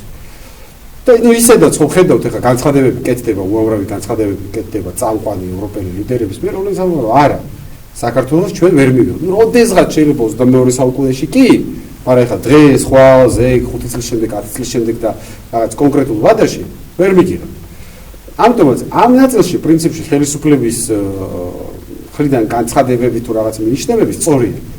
უბრალოდ არასწორი ისაა, რომ თუ კი მაინც იცი რომ ის არ მიგიღებს, შენ რატო აჩერებ მოლაპარაკებას? ეს ძალიან გავს კობახიძის რო ვთქვით თვითგანადგურების პოლიტიკას, რომ ის თუ არ გიღებს, იმის მოედანზე გადააგდე ბურთი, შენ რატო ეხა მოუწიეთ უკან დახევა და ეხა იძახია რომ არა, აი მიგვიღონ და დავიწყებთო. შენ რატო შეაჩერე თუ ის არ გიღებს? პირიქით, მე რო ვიყო მაგალითად აი აღმასრულებელი ხელისუფლების მეთაური, მე გავაკეთებდი ასე. ხო არის ქაღალდზე ხო წერი ეს რაღაცა რეკომენდაციები, რომელიც აუცილებელია ინტეგრაციისთვის. გავაკეთებდი უცებ 6 თვეში მომავთვალებდი რა უნდა იმის გაკეთება, რაღაცა საარჩევნო კანონია შესაძლებელი და რაღაც საკითხები არის შესაძლებელი. მოვაგვარებდი უცებ ამ საკითხებს, რაც რეალისა დეკლარირებული პირობები არის და ვეთყოდი. ეხლა თუ გინდა მიგვიღეთ, ეხლა თუ სხვა მიზეზი გაქვთ, მაშინ თქვით ღიად და აშკარად, რომ ბურთი უნდა დატოვოთ იმათ მოედანზე და ამის ნაცვლად ქართულმა ოცნებამ გამოაცხადა, რომ ჩვენ არ გვინდა ევროკავშირში გაერთიანება, რაც უბრალოდ ტაქტიკურად იყო ჩემი აზრით ძალიან არასწორი და არასახელმწიფოებრივი ნაბიჯი თორე. რეალურად ეხლა ვინც ეხლა ვიცი რომ შეიძლება ეს ბევრს არის სიამოვნოს, მაგრამ წარეწამალიც ბევრს არ მოწონს. მე ამას ვამბობდი მაშინ ამის გამო რუსეთის ჯაშუშს მეძახდნენ, როდესაც პარლამენტის წევრი ვიყავი, ტყუილია ეს. პირადად ვარ შენახვედრი ნატოს გენერალური მდივნის სპეციალური წარმომადგენელს რამდენჯერმე. მე პირადად კი არა, ანუ სხვა ოპოზიციურ პარტიებთან ერთად პირისპირ ვიჯერე. ის ასე ამბობს. გერმანიის კანცლერი ამბობს, რომ ვერ მიგიღებთ. საფრანგეთის პრეზიდენტი ამბობს, რომ ვერ მიგიღებთ. ამერიკის პრეზიდენტი ამბობს, რომ გამორიცხულია, ვერ მიგიღებთ. ვერც ნატოში, ვერც ევროკავშირში და იმას დაუჯერო, ხო ბოკუჩავას დაუჯერო და ბოკერიას დაუჯერო. ხო რაღაცა უნდა გქონდეს რაციონალური ჩვენს მოლოდინი. შეიძლება კარგი იყოს, რომ გავხდეთ, ეგ კიდე ცალკე საკითხი არის, კარგი არის თუ არა. კარგი ბევრი რამე არის. კარგი შეიძლება ისიც არის, რომ ტაოკლარჯეთი დავიბრუნოთ, მაგრამ ეხლა ხვალ რომ დაიწყოს საქართველოს მთავრობამ. რომ მოდი ტაოკლარჯეთი დავიბრუნოთ, ხო იქნება ეს უპასუხისმგებლობა და ხო იქნება ეს კატასტროფა. ანუ კარგი რა არის და კარგი რა იქნებოდა ერთია. მაგრამ რეალურად შენ დაისახო ისეთი პრიორიტეტი, რომელიც აპრიორი იცი, რომ მიუღწეველია, ეს ჩემი აზრით არის არასწორი. საქართველოსთვის დღეს პირველი პრიორიტეტი არ არის ნატო და ევროკავშირი. საქართველოსთვის დღეს პირველი პრიორიტეტი არის ქვეყნის შიგნით პოლიტიკური დაპირისპირების აღმოფხვრა და რაღაცა შვიდი პოლიტიკური ვითარების ჩამოყალიბება, ეკონომიკური ზრდის უზრუნველყოფა. მე ამაზე მიბმული არის პირდაპირ დემოგრაფიული კრიზისის გადაწყვეტა და ტერიტორიული თლიანობის მიმართულებით ნაბიჯების გადადგმა. აი ეს არის ჩემი აზრით საქართველოს პრიორიტეტები და ხა ევროკავშირში ვიქნებით, არ ვიქნებით თუ 20 წლის შემდეგ კარს გაგვიხსნიან თუ არ გაგვიხსნიან. ეს არის ძალიან ასე ვთქვათ არაპირველი და არა მეორე თითიდან გამოწვეული საკითხია. ტყუილია ეს რომ აი ეს თავრობა რო არის, ამიტომ არ გვიღებენ ევროკავშირში. ის თავრობა რო იყო, მაგათი მომხრე თავრობა რო იყო, მაშინ რატო არ გვიღებდნენ მაშინ? თუმცა იყო ღია კარი ნატოში. კარი ღია ეხლა ეს უკვე სასაცილო ჩორს უკვე რომ იძახიან რომ კარი ღია არის, უკრაინასაც ეუბნებიან. კარი ღია არის. მაშინ თქვათ რომ ჩვენ ევროკავშირის წევრობა კი არ გვინდა, ევროკავშირის ღია კართან დგომა გვინდა. სასაცილო არის უკვე და ცოტათი დამცინავი არის ის დამოკიდებულება, რომელიც აქვს ევროპას, გინდათ საქართველოს და გინდათ უკრაინის და გინდათ მოლდოვის მიმართ, რომ ეს ჩვენ ვართ სულელები. აფრიკის ისტორიაში იყო ასეთი რაღაცა, თორემ აფრიკაში მოიპოვებოდა სპილოს ძვალი და კიდე ბევრი სხვა ძვირფასი რესურსები და პირველი ევროპელები რო ჩადიოდნენ, ეს აფრიკელები იმდენად გაუნათლებლები იყვნენ, რომ თვითონ არ იცოდნენ რა იყო ძვირფასი, რა არ იყო ძვირფასი. და სპილოს ძვალს ცვლიდნენ ჭვიალა ქაღარდებში. ისტორიული ფაქტი არის. და ნუ ისინი სულელები იყვნენ და ამიტომ ამ ჭვიალა ქაღალდებს იღებდნენ და აძლევდნენ რაღაცა ძალიან ძვირფას ტვირთს. ეს არის ისტორიული ფაქტი. და ჩვენც ახლა 20 წელია ჩაგვაყენეს აი ამ რაღაცა ბარბაროსების პოზიციაში, რომ რაღაცა ჭვიალა ქაღალდი არ არის, ეხლა რომ ნატოს კარი თქვენთვის ღია, როდის გაიღება არ ვიცით. ოღონდ ისე ღიაა კი, როდესაც გაიღება. და ამის გამო საქართველოს ესე იგი უნდა ავღანეთში ვიბრძოლეთ, ერაყში ვიბრძოლეთ, რუსეთთან დიპლომატიური ურთიერთობა გავწყვიტეთ, სამაჩაბლოდან 50,000 დევნილი ყავს, აფხაზეთიდან 300,000 დევნილი ყავს და ეს ყველაფერი იმის გამო, რომ ხო, როდესაც ის კარი გაიღება? ეს ჩემი აზრით არ არის სერიოზული და სახელმწიფოებრივი პოზიცია. თქვენ რას ფიქრობთ, უნდა აღდგეს თუ არა რუსეთთან დიპლომატიური კავშირი? დიპლომატიური კავშირი უნდა აღდგეს, ეს შეიძლება იყოს შედეგი რუსეთთან ურთიერთობის მოგვარებით. აპრიორი არ უნდა აღდგეს, ანუ უპირობოდ არ უნდა აღდგეს. ჩვენ რუსეთთან გვაქვს იცით რა პრობლემაც გვაქვს, ორი ოკუპირებული ტერიტორია, უნდა გადაწყვეტოს ეს საკითხი და როცა გადაწყდება დადებითად კი მე რა თქმა უნდა აღდგეს. ხომ არ ფიქრობთ, რომ ხელისუფლება ასრულებს რუსეთის დაკვეთებს? მე ფიქრობ, რომ ხელისუფლება დაკვეთებს შეიძლება არ ასრულებს, მაგრამ რუსეთის მიმართ არის ძალიან დამთმული. სუბუქი ყოფაქცევის კალბატონებით იქცევა, რომელიც ახლა რუსეთს რაღაცა როცა უნდა უარს არ ეუბნება ხოლმე. აი ესე შეიძლება ითქვას, ახლა რო ვთქვა, რომ ამ ხელისუფლების პირობებში ნაცები რასაც იძახიან, რომ რაღაცა ქვეყნის კურსი შეტრიალდა, რაში შეტრიალდა. კონკრეტულად უნდა თქვა მაშინ შენ რომ ასე ვთქვათ აი რაღაცა რაც წინა ხელისუფლების დროს არ ხდებოდა დღეს ხდება. მე ესეთ კონკრეტული არგუმენტი არ მომისმენია და ეხლა ცოტა ასე ვთქვათ რომ ფლირტაობენ რუსეთთან ფლირტის დონეზე კი ბატონო ამას გეთანხმებით მაგრამ რა ბრალდებებსაც უყენებენ ამ ხელისუფლებას რომ ეს არის პრორუსული კურსი ეს არ არის სერიოზული არგუმენტები იმიტომ რომ ეს წინა ხელისუფლების დროსაც ხდებოდა. აი ხშირად მოგისმენია თქვენ არგუმენტები მაგალითად ნაცების მხრიდან რომ გაივსო საქართველოს რუსი ტურისტები და საქართველოს რუსი ტურისტების დროს ბიზნეს დროს არ გავხსენებულა. კი. მიხეილ სააკაშვილი პუტინთანაც იყო შეხვედრაზე ჩასული. ბატონო კახა, როგორ შეაფასებდით უკრაინა-რუსეთის ომს? ეს არის კატასტროფა უკრაინისთვის, რომელსაც 2-3 წლის წინათ მე იგივე პოზიცია მქონდა და ძალიან ბევრი არის ზიარება. ჩემი მეგობრები ნიძლავებს მიდევდნენ, რომ არა შენ არ იცი და შენ რაღაც არ გესმის და გახსოვთ თქვენ ცოტა ფეხის ხმის ამყოლი ხალხი ვართ. გორში არ ვიცი როგორ იყო და თბილისში ყველა მეორე აივანზე უკრაინის დროშა იყო გადმოფენილი. ეხლა რატო აღარ არის ეს დროშები? გასარეცხია? თუ ეხლა აღარ უჭერენ მხარს უკრაინას. უბრალოდ რაღაცა მაშინ იყო ეიფორია, რომ ეგონათ რომ მართლა რაღაცა ასე ვთქვათ წარმატება მიაღწევდა. ეს იყო რა თქმა უნდა ავანტიურა, რომელშიც უკრაინის ხელისუფლება არ უნდა ჩართულიყო, ყველანაირად უნდა ეცადა ამისი თავიდან აცილება. დღეს ზოგიერთი უკრაინელი პოლიტიკოსი ამბობს ღიად ამის შესახებ და ნანობს, რომ რატო დაუჯერა ბორის ჯონსონს, ინგლისის პრემიერ-მინისტრს და სხვა ევროპელ ლიდერებს, იმიტომ რომ თქვენ გახსოვთ, რომ დასავლეთმა გამოაჩინა ახლა თავისი რეალური დამოკიდებულება უკრაინის მიმართ. როგორც რუსეთი არის უკრაინის მიმართ ოკუპანტი, ესე დასავლეთიც იქცევა როგორც იმპერიალისტი. ახლა ტრამპმა პირდაპირ თქვა, რომ ჩვენც რო გვაყოდრიან ხოლმე ახლა საქართველოს რომ დასავლეთის დახმარება. აი ეს უკრაინასაც რო ეუბნებოდნენ დახმარება, ახლა ტრამპმა უთხრა რა დახმარება, ის დახმარება ეს ყველაფერი იყო სესხი, ეხლა ადეკით და მთელი თქვენი ძვირფასეულობა და მთელი თქვენი ბუნებრივი წიაღისეული უნდა გადასცეთ ამერიკის მთავრობას. პირდაპირ ნეოკოლონიალიზმი არის ღიად დეკლარირებული. და უკრაინა რჩება ეხლა რომ ხალხი დახოცილი, ტერიტორიები დაკარგული და მთელი თავისი სასარგებლო წიაღისეული უცხო ქვეყნის კონტროლის ქვეშ. და რისთვისაც თვითონ მესამე დაიწყო ნატო და ევროკავშირი, რა თქმა უნდა ის კარები ძალიან მყარად ჩაუგმანეს ევროპელმა ლიდერებმა და იცით თქვენ იყო უკვე გერმანიის კანცლერის განცხადებაც და ბევრი სხვა განცხადებაც რომ რა თქმა უნდა ევროკავშირში და ნატოში უკრაინის წევრობას არავის სერიოზულად არ განიხილავს. სურდა თუ არა იმ გარე ძალებს საქართველოში ისეთი სიტუაციის შექმნა რაც დღეს უკრაინაშია? რა თქმა უნდა. მე ყოველთვის ოთო ხა საკმაოდ დიდი გამოცდილება მაქვს პოლიტიკაში და ხა შეიძლება ვიღაცას ინტუიციით ენდო და არ ენდო, მაგრამ რთულია. ჯერ ინტუიციამაც შეიძლება მოგატყუოს და მე და ინტუიცია არის ძალიან სუბიექტური. მე ერთი მაქვს, შეიძლება სხვანაირი გქონდეს. ამიტომ უნდა დავიწყოთ ხოლმე ფაქტებს.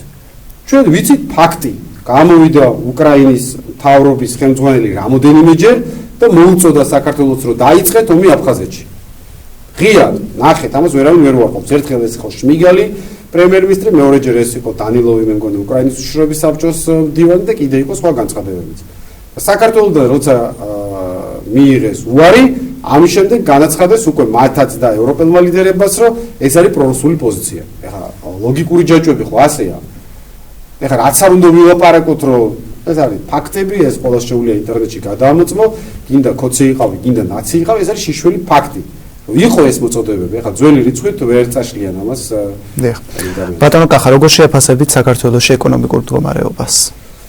ეკონომიკური მდგომარეობა საქართველოში არის რა თქმა უნდა კატასტროფული, ოღონდ გააჩნია ხელისუფლება ამბობს, რომ არის თუ არა უფასო ფული დღეს? არა, ეს ეკონომიკურ მდგომარეობას კი არა, თქვენ მეკითხებით ივანიშვილის საარჩევნო დაპირებები. დიახ, დაპირებებსაც საარჩევნო დაპირებები შესრულებული არის 0%. არსებობენ მატყუარები, არსებობენ მაგარი მატყუარები პოლიტიკაში და არსებობენ ბიძინა ივანიშვილისნაირი სუპერ აფერისტები, რომლებმაც 0% შეასრულეს თავისი საარჩევნო დაპირებებიდან. ბენზინს გავოიებებთ, გააძვირეს, დენს გავოიებებთ, გავაძვირებთ, უფასო ფულს ბანკებს რესტრუქტურიზაციას გავაკეთებინებთ, სესხებს და ბანკებს კი ხედავთ, აგერ ორჯერ მარტო დაკავებული ვიყავენ, მე ასახლებენ ყოველდღიურად ადამიანებს ძალადობით და პოლიციის გამოყენებით თავისი სახლებდნენ გორშიც, მათ შორის ვიყავი შარშან საკმაოდ ტრაგიკული მოვლენა მოხდა მაშინ, მაგრამ ეს დაპირებებია. ეხლა რაც შეეხება ზოგადად ეკონომიკურ ვითარებას, ხო? ყველაზე უფრო მყარი კრიტერიუმი ხელისუფლებას თავისი სტატისტიკა, ოპოზიციას თავისი, საერთაშორისო ორგანიზაციას თავისი. ყველაზე მყარი კრიტერიუმი არის ის, ხალხი საქართველოსთან გარბის სამუშაოდ და ხალხი საქართველოში ჩამოდის და ბრუნდება. თქვენ თუ იცით, თქვენ სახლობლოში რომ ვინმე ეყოლებათ მეწყოს, თქვენ წყოს, ყველა სხვას ოჯახის წევრი თუ არა, ნათესავი და ახლობელი, რომელიც ან ამერიკაში, ან თურქეთში, ან რუსეთში, ან ევროპაში არის წასული სამუშაოდ და იქიდან ფულს აგზავნის. თქვენ თუ იცით ერთი ადამიანი მაინც რომ ამ ხელისუფლების დროს უკან დაუბრუნდა რომ რაღაც მინდა საბრძოლო მუშაობა აგერ დაიწყებ მუშაობა საქართველოში, ეგ იქნებოდა პარამეტრი რომ რაღაცა უკეთესობისკენ წავიდა. მაგრამ რეალობა ხო ვიცით, ყოველდღე ჩვენ გვესმის რომ ჩვენი უახლოესი ნათესავები მიდიან სამუშაოდ საზღვარგარეთ, იმიტომ რომ საქართველოში არის ეკონომიკური კრიზისი. ეს არის ყველაზე სწორი. ახლა მთავრობა შეუძლია გამოაქვეყნოს მილიონი კვლევა, ციფრები, სტატისტიკა, გააყალბოს. კი ბატონო, მაგრამ ეს არის რეალური. მეორე რეალური, რასაც მთავრობა ვერ აყალბებს და არ არის მასე დამოკიდებული, ეს არის ევროპული ვალუტის კურსი. როდესაც მოვიდნენ კოცები ხელისუფლებაში, დოლარი ღირდა, ლარი და 70, დღეს დოლარი ღირს 2 და 70. ახლა ეკონომიკური ვითარება რომ მიდიოდეს უკეთესობისკენ, მაშინ დოლარის კურსი არ აიწევდა და პირიქით იქნებოდა ლარი უფრო, იგივე კურსს მაინც შეინარჩუნებდა ყოველ შემთხვევაში. ბატონო კახა, ადგილობრივი თვითმმართველობის არჩევნები ახლოვდება. თქვენ როგორ შეაფასებთ მუნიციპალიტეტში ადგილობრივი თვითმმართველობის ორგანოების მუშაობას? ეს ლაპარაკობთ ეთერში შემოსვლით. ერთი უნდა უთხრათ ხალხსაც იმართლა. არანაირი ადგილობრივი თვითმმართველობა საქართველოში არ არსებობს. არჩევნებში მონაწილეობას არ იღებს ოპოზიციაც. ერთი არის შეიძლება აი თბილისს რო კიდე რაღაცა ყავს. მაპატიეთ არც გორელები მიწყენენ იმედია და არც გორის მერია და საკრებულო არანაირი თვითმმართველობა გორს არ აკავთ. გორის მერი არის გორის კანალიზაციის უფროსი. იმიტომ რომ არაფერი მეტი გორში მას არ ემორჩილება. პოლიცია ცენტრალურ დაქვემდებარებაშია, პროკურატურა ცენტრალურ დაქვემდებარებაშია, ჯანდაცვა ცენტრიდან არის, განათლება ცენტრიდან არის, არაფერი კანალიზაციის და კეთილმოწყობის სამსახურის გარდა ადგილობრივ თვითმმართველობას კიდე ერთხელ თბილისი არის ერთადერთი გამონაკლისი, არაფერი მეტი ადგილობრივ თვითმმართველობას არ ემორჩილება. ამიტომაც სწორი არის რომ უნდა ერქვათ არა ქალაქის მერები, არამედ კანალიზაციის უფროსები. არაფერი უბრალოდ ფაქტი არის. თუ ვინმე არ ვითარდება, აგერ დარეკოს და ან მერი გამოაგზავნოს წერილი. ეს არის სამარცხინო ვითარება.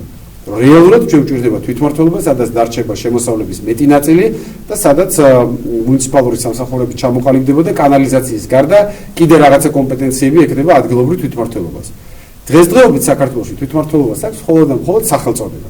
არანაირი გორის მერი და ზუგდიდის მერი და ქუთაისის მერი არ არსებობს ბუნებაში. ეს არის უბრალოდ კანალიზაციის და კეთილმოწყობის სამსახურის უფროსები, რომელსაც სცილამაზისთვის დაარქვეს ქალაქის მერები. როგორ შეაფასებთ, როდესაც ოპოზიცია არ იღებს არჩევნებში მონაწილეობას? ამაზე ვისაუბრეთ უკვე, როცა საპარლამენტო ბოიკოტზე ვსაუბრობთ, და ახლაც იგივეს გავიმეორებ, ეს ზოგადად ძალიან ცუდია, როდესაც არჩევნებში ერთი პარტია მონაწილეობს, ეს ჩრდილო კორეაში ხდება და რაღაც ბელარუსში და რამდენიმე ქვეყანაში, მაგრამ ეს გადავაბრალოთ ახლა მარტო ოპოზიციას, რომ ოპოზიცია გაგიჟდა უცებ და არ მონაწილეობს, აგერ ტარდება თავისუფალი და სამართლიანი არჩევნები და ოპოზიცია არ მონაწილეობს. ესე არ არის. ვიცით ჩვენ ყველა რომ არჩევნებში თუ არ მონაწილეობს დღეს პოლიტიკური სპექტრის მნიშვნელოვანი ნაწილი არ მონაწილეობს იმაზე, იმიტომ რომ ფიქრობს რომ აქვს თუ არა აზრი ამ არჩევნებში მონაწილეობას. მე პირადად და ჩვენი პარტია არ გვაქვს საბოლოო გადაწყვეტილება ჩამოყალიბებული, ახლა ჩვენ არც რესურსები არ გვაქვს, იმიტომ რომ გარე ძალები არ გვაფინანსებენ და არც გვინდა. ამიტომაც ჩვენს არჩევნებში მონაწილეობა არ მონაწილეობა შეიძლება არ ქონდეს ისეთი გადამწყვეტი მნიშვნელობა, თუმცა შეიძლება წერტილოვნად ალაგ-ალაგ მონაწილეობა მივიღოთ უბრალოდ ჩვენი სტრატეგიიდან და ტაქტიკიდან გამომდინარე. თუმცა ის არგუმენტები, რატომაც უცხადებენ ბოიკოტს სხვა პარტიები არჩევნებს, ესეც მესმის. იმიტომ რომ არჩევნები საქართველოში რეალურად არ არის თავისუფალი. დიახ. რას ეტყვით ხალხს? როგორ შეიძლება შეიქმნას სწორი სახელმწიფო?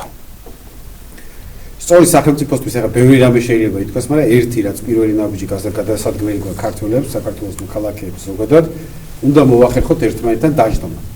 აი როგორც მეზობლობაში არის, ახლა არ ვიტყვით ცუდ სახელს და ცუდი მეზობელი არის, ხო, რომ უბანში რო ჭუბი არის და რო იცახის, რომ პოლიციას მოვიყვან და იმას რაღაცა ქურც მოვიყვან და ვიღაცა გარეუბნიდან ვიღაცას მოვიყვან.